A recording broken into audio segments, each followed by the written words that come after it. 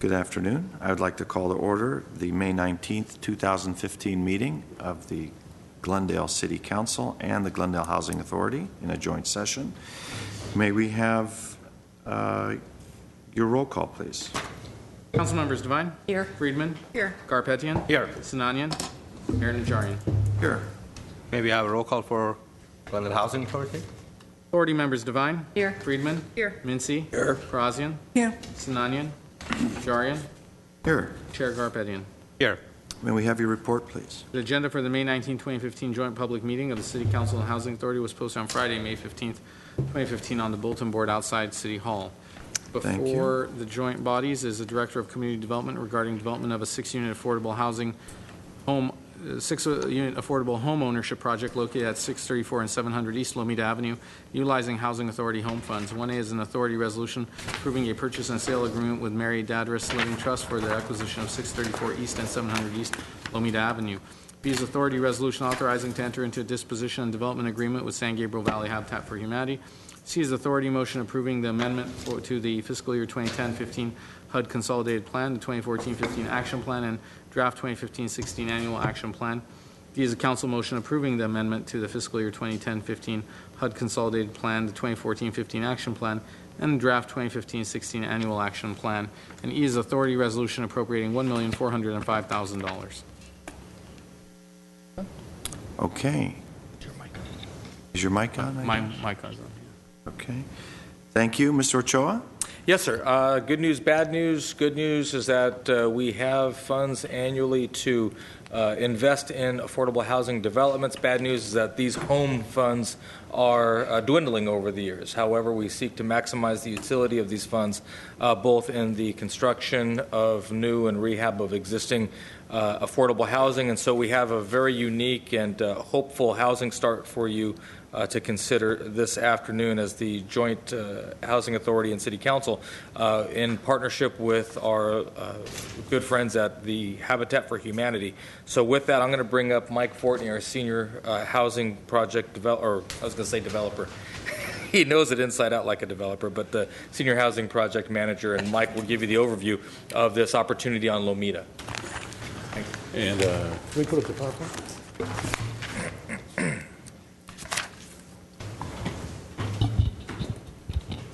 Good afternoon, Chair Garbetian and the rest of the Housing Authority Board.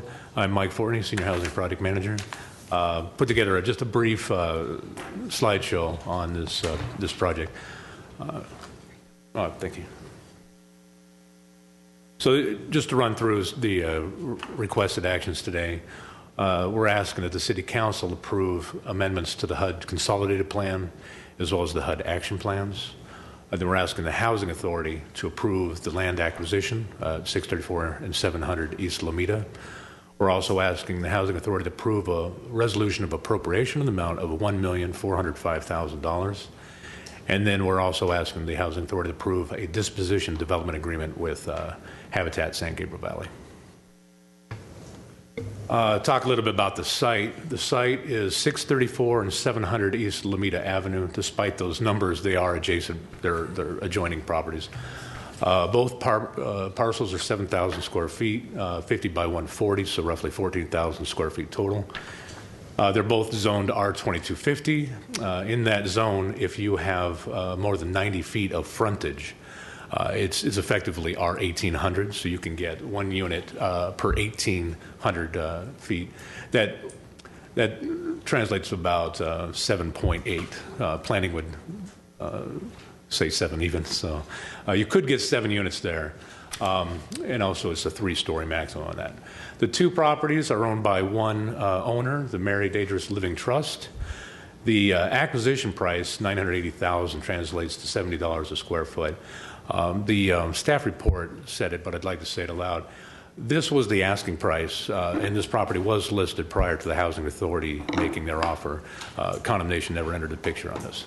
I say that because there are, using home funds, there's two processes for land acquisition. There's a hard one and there's a very hard one. We chose the hard one because it was not condemnation. But I need to make it very clear that that was never entered in. So there's a site map here. You can see it's on the south side of Lomita. It's between Everett and Granada. And if you notice the street just south is Chestnut. The 8th Habitat for Humanity project is in construction now on Chestnut, so this is very close to that. I also wanted to just point out here, it's not on the slide, but Colorado is only 2 blocks to the north, and Glendale Avenue is just 2 blocks to the west. Talk a little bit more about the site. Each parcel is currently developed with a single-family home. One home is just over 100 years old. The other one is close to 100 years old. So we had to go through the State Historic Preservation Office. Locally, they were determined not to be eligible for historic register, and SHPO did not disagree with that assessment. Each household will be evaluated for relocation benefits. So both homes are occupied right now. There are rules for home funds versus other funds, such as set aside for relocation. So Overland Civic Cutler will be looking at their eligibility on that. And then, of course, we have to give at least a 90-day notice. Just looking at the schedule, that 90-day notice obviously can't go out until we actually touch title to the property, but it's not going to be absolutely immediate. We'll give the folks there a little more time. Habitat still has to go through the entitlement process as well as the plan check process. Our disposition development agreement with Habitat says that we will relocate and we'll demolish the homes, but we've basically got a year to do that. And I wanted to show this aerial view, and I apologize, Google was just not cooperating with me. I wanted to zoom it out just a little bit more. I just wanted to point out less than 2 blocks north is Elk Mini Park, and 2 blocks south is Maple Park. So the site's really well served with parks right there. And also, it just demonstrates the immediate area that is developed with basically single-family homes and a mix of 2- and 3-story multifamily buildings. So now on to the proposed project. Habitat is proposing 6 townhome-style units. Each unit would be roughly 1,300 square feet, 2 stories versus what we're seeing at Chestnut, the 3 stories. Each will have 3 bedrooms and 1.5 bathrooms, and each will have an attached 2-car garage. All of this, of course, will require design review. The staff looked at it and determined that it is exempt from CEQA, and also completed an environmental assessment for NEPA purposes and determined no EIS is necessary. And this is the preliminary site plan submitted by Habitat's architect, just kind of showing the driveway to the right, servicing all 6 of those units there. This is subject to change, but this is one way the architect saw how the site could be developed with 6 townhomes. So you would have 4 attached units in the front and 2 attached units in the rear.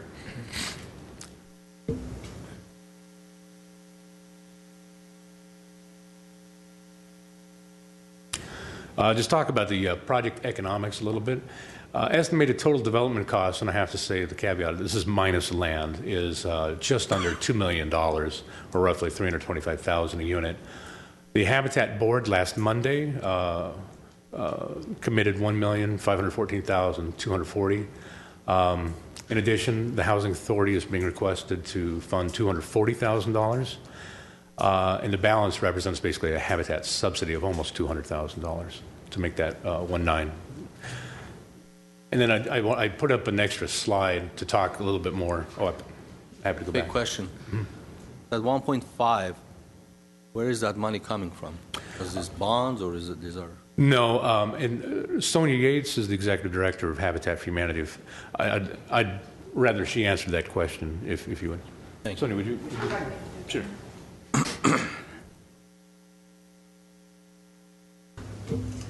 For every Habitat build that we do, we have a campaign.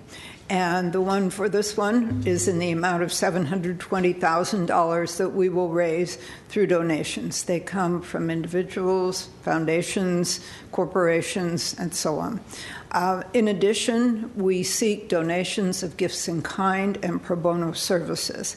and there's a figure about 278,000, as I recall, from that source, and we will have to work hard to achieve that. Fortunately, the economy is a little bit better, and people who have construction type businesses are more willing to give than they were a few years ago. Then in addition, the mortgages that our families pay month by month, and we've completed 62 homes, and we're collecting those mortgages. We're committing 24 months of that revenue to this project. Okay. Thank you. Okay. So the next slide, I just wanted to talk a little bit about exactly what the Housing Authority's role is on this. So the Housing Authority assistance, again, we're looking for a commitment of $1,405,000 total. $980,000 of that would go towards land acquisition. Add in maybe $4,000 for closing costs. $240,000 would be the direct assistance to Habitat. And then we budgeted $85,000 for relocation and demolition, as well as $100,000 for project management. So that's my costs, the other staff. If relocation and demolition, as an example, does go beyond $85,000, we can work with that $100,000 project management budget.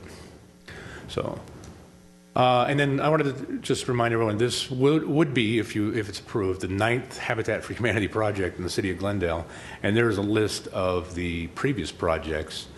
The last one is Chestnut Street. That was approved last year. That is still in construction now, and it's very close to this site. But we've had, like I said, 8 previously approved projects with Habitat San Gabriel Valley. Those are the ones. I should say, too, this one, again, Chestnut was, because of the site constraints, it's going to be 3 stories and have very limited outdoor space. Geneva is probably something much more similar to what we're going to be seeing on the Lomita project in terms of the way it's laid out. And I wanted to put this slide up just to show you the income limits. I put up the person's household range of 1 to 7, but because they're 3-bedroom units, we really were looking for households of probably 4 or greater. We want to house as many folks as possible. So a 4-person household at 80% area median income, which is the ceiling for low income, is $65,200. So that's kind of the range of what we're looking at. And then again, I just wanted to reiterate the requested actions. City Council approval of the amendments to the HUD Consolidated Plan and HUD Action Plans. Housing Authority approval of the land acquisition. Housing Authority approval of the $1,405,000 resolution of appropriation. And the Housing Authority approval of the disposition and development agreement with Habitat San Gabriel Valley. And of course, I'm happy to try to answer any questions I can. Okay, questions, Ms. Scarpetta? Please go.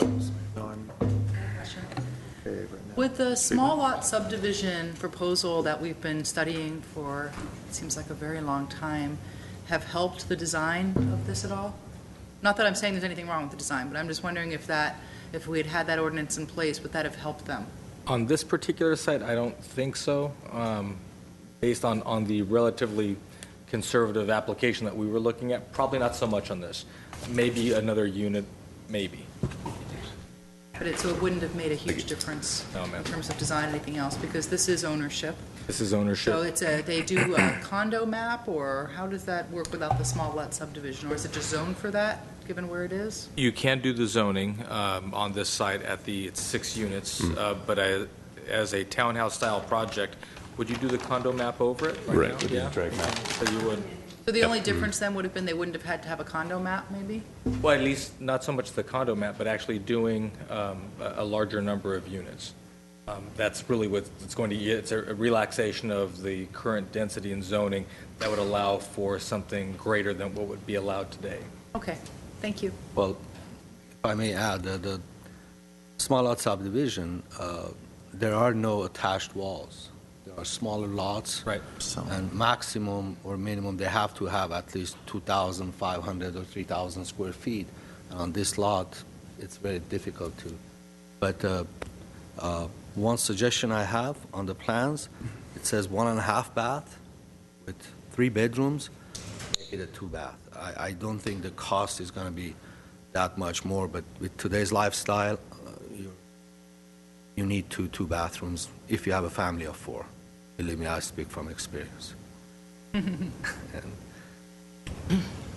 Mincy? I had just mainly for my information, I know when Habitat first came here with projects, the community around the project were a little upset, and then they became really supporters once they saw what Habitat was doing. I was just wondering about this new project and the one just before. How's that going? Is there better? Or? We through the approval process, we've not had any objections from anyone from the public. Chestnut in construction, there's been some complaints by the immediate neighbor about construction noise, things of that sort, and Habitat's pretty sensitive to the neighbors' concerns. It's they deal with that. But aside from that, no, there hasn't been any objection to the projects. Laura? In addition to that, I wanted to ask, does Glendale have the most Habitat for Humanity projects than the other cities? Yeah, as far as San Gabriel Valley, yes. Gabriel Valley, yeah. I think we probably have as many as all the others combined. That's getting to be the case. Very close, at least. Mm-hmm. Yeah. Thank you. Ms. Devine? Yes.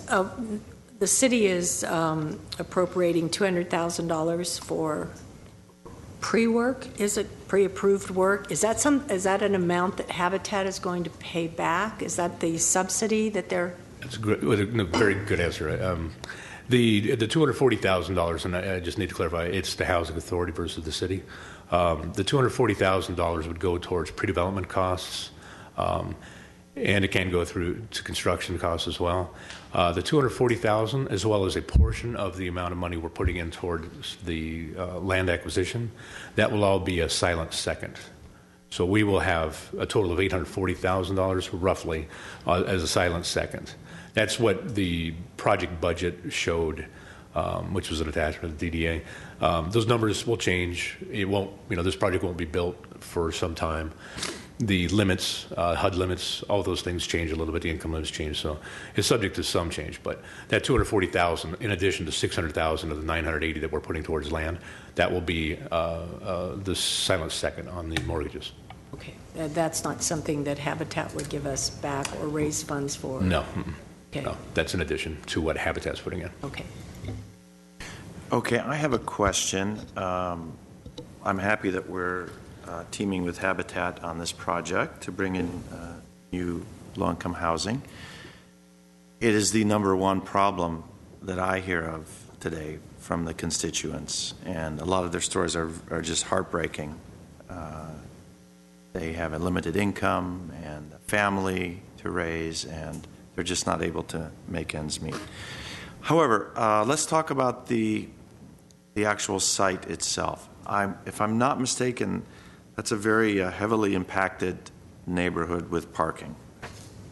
So we're taking down 2 single-family homes, which presumably had enough off-street parking, and we're putting in 6 units that have 2-car garages on each one and a 3-bedroom. I'm concerned about bringing in families that have a lot of cars, and I don't know what the experience is with that. But I would very much urge that in the screening process that we look for families that don't have multiple vehicles. 2 is good. Sometimes even they use the garage for storage, and they end up only parking 1 car in. So I would hate to be accused by the folks in the neighborhood of bringing in a development, albeit very worthy, that has increased to their traffic, but mainly parking concerns. So I would leave that to the Habitat people, because they do all the screening, and urge them strongly to make sure that, with a 3-bedroom, you could easily have a family, and from what we've seen before in some of the other recipients, mom, dad, and 2 or 3 teenage kids who may be driving. That's possibly, if every of those 6 units have 3 teenage kids with mom and dad having a car. I know doesn't sound likely because these are low-income units, but certainly not out of the question. Cars aren't that expensive nowadays. That we just pay a close eye on the potential parking impact to the neighborhood. And the subsidy per unit isn't out of line with what we've done in other projects. The $230,000, I think, is our subsidy on this one. Right. And truly, the subsidy on this one is higher than some of the ones in the past. Not as high as Geneva. That was largely because the acquisition price was so high. But it is higher. It's getting a little higher because, the costs are going up. And, there's only so much that Habitat can do to offset that. I will tell you, though, that I asked 3 other nonprofit affordable housing developers to look at the site and give me pro formas. 2 couldn't make it work. The third one could make it work if the Housing Authority delivered land plus $1 million. So even though the Habitat model is getting a little more expensive, it's still probably $600,000-$700,000 less expensive than what somebody with a GC and having to pay for all the materials would cost. Okay, thank you. Ms. Devine? I have another question about the families that are being moved out. Are there 2 families, 2 homes, 2 families? That's right. And they if they qualify, they move to the top of the list? Do they have first right of refusal, or how would that work into the Habitat qualifications? Yeah, I would have to talk to Habitat about that too. But anytime we relocate a family, typically they're given first priority, so long as they meet the income requirements and the other requirements as well. If one of the houses is only 2, maybe 3 people, they may not qualify just because of their size. But also, too, we'll have to take a look and talk to Overland Pacific Cutler, our relocation specialist. If they put together a package for the family that is really a permanent relocation package, then they wouldn't necessarily be eligible or put on priority to re-enter the project. So those kind of things we still would need to talk about. But if it's at all possible. Mr. Mincy. Just for the 2 new members of the Housing Authority, we have had a wonderful relationship with Habitat. And quality projects, wonderful families, and it's been a pleasure. And I'm urging the approval of this because I know their 9th project will be great also. If there are no more comments, unless there are, you have a comment? Never mind. I thought you said that if there's a GC wants to buy this project and builds it, it's going to be $600,000-$700,000 more? If an affordable housing developer using a general contractor were to develop this site, they would ask for the site plus $1 million. That's what the one affordable housing developer submitted to me. Yes. So it would be because you can only sell the units for a certain price. Right. Okay. I wasn't going to go there, but let me ask you this question. So the total cost of this project is $2.8 million. Am I correct? That's very close. So $2.8 million for 6 units is $466,000 a unit. Right. Basically. That ends up being $373 per square foot. For 6 units, 1,250 square feet each, that's 7,500 square feet. That's $373 per square foot without having a subterranean. I think whoever gave you that number is way off because projects like this should not cost $2.8 million. Because if you build this thing for $470,000, there is no way you can sell this for $525 if you are a private sector and you want to make some money in between, considering all your carrying costs and financing and everything else. And it says that we're selling these units for $425,000 and $444. Am I correct? That's the number in here. What was the number again?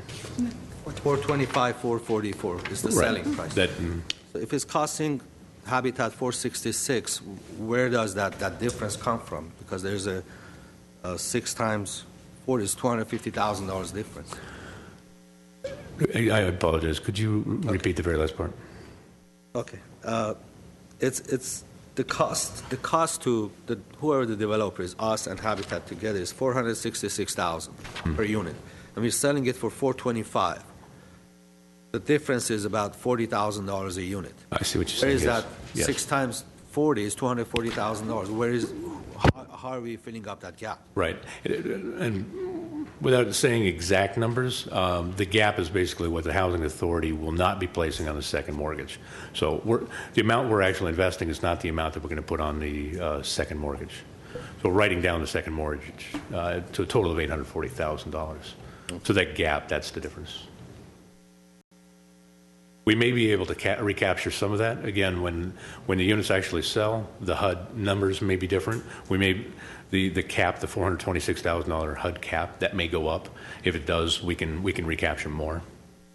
But that's where the gap's coming from. And also, if you have time, just very briefly, explain the financing of, if I'm a buyer, I'm that low-income family, I want to buy that place. How does the financing work? How much mortgage I'm paying? What am I paying for? Are we getting any of this 1.4 back, or is just a gift we are giving? Just Sure. very briefly, just for people at home to know as well. Sure. Would it be helpful to put up the slide again? Yes, please. Yeah, okay. Can we do that? I don't apologize. So before the slide comes up, I can say again, the total commitment that we're asking the Housing Authority is $1,405,000. Some of that is subject to the DDA, and some of it isn't. So the project budget that's attached to the DDA, I wanted to make the presentation as clear as possible, but it can be confusing. So here on this slide, again, $1.405 million, $980,000 land acquisition. So that's not really subject to the DDA, although a portion of that $980 will be on the permanent side. That $980,000 obviously will go to the property owner. $240,000 in direct assistance to Habitat. Now that's cash from the Housing Authority to Habitat. That would, I expect, to go in about a year from now. It's on the schedule of performance to go to Habitat at closing, when we convey the land to Habitat. We're budgeting $85,000 for relocation and demolition. That's a responsibility that we will accept. That isn't money that's subject to the DDA, and that's not money that will go to Habitat. And then the $100,000 project management, that stays internal. That does not go to Habitat either.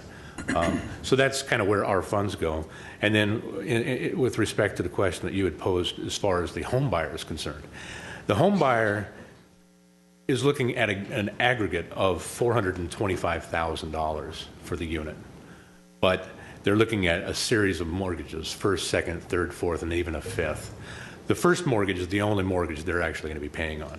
And that we're estimating at $194,000, which translates to about a $540 monthly payment. That's what they're looking at. So what we have to do, we have to look at, depending on the funding source, how much a person can pay, a low-income household can pay in total monthly for their housing, and it's roughly a third of their income. That number is $1,134.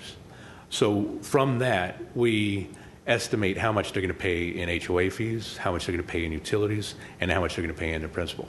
So we can't make the first mortgage any higher than roughly $540, because the aggregate of all those other things can't exceed $1,134. So that's what they're looking at. So then they're also looking at the second mortgage, and this is the Housing Authority's mortgage. This is a silent mortgage. They're not going to pay for it so long as they stay in the unit and don't sell, or if they do sell, they sell to another income qualified family. Our second will be forgiven after 30 years. And then there are Cal Home represents a third mortgage, Wish a fourth mortgage, and then Habitat for this project has to come in on a fifth mortgage. All of those are silent as well. Although one, I believe, may have a balloon payment in 30 years. I'd have to check the details. Do they give any down payments, or there's no down payment? Yeah, we are anticipating a down payment from each home buyer of roughly $3,250. $3,250. $32,050? No, I apologize. $3,250. $3,250. And that first mortgage goes to who? Habitat. Habitat will hold the first mortgage.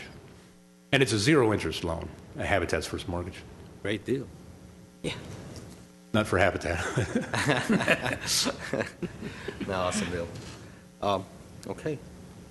Okay, if there's no other questions, Mr. Mincy, you were going Yes, to make some for the Housing motions. Authority, I would ask for approval for 1A, B, C, and E. I'll second. Roll call, please. Yes. Yes. Yes. Yes. Yes. Yes. And who wants to make the motion at 1D for council? He is, It's got to be, Mr. Mincy can't do it. But I know he would if he could. I'll make that motion. Okay, is there a second? I'll second. Thank you. Roll call? Yes. Yes. Garabedian, Yes. Sinanian, Mayor Najarian. Yes. That concludes our business. I'd like to move to adjourn the Housing Authority. Thank you. Second. Roll call, please. No, you want to No. adjourn for the Adjourn, council? adjourn, yes. Will someone second that? Second. Okay, council is adjourned.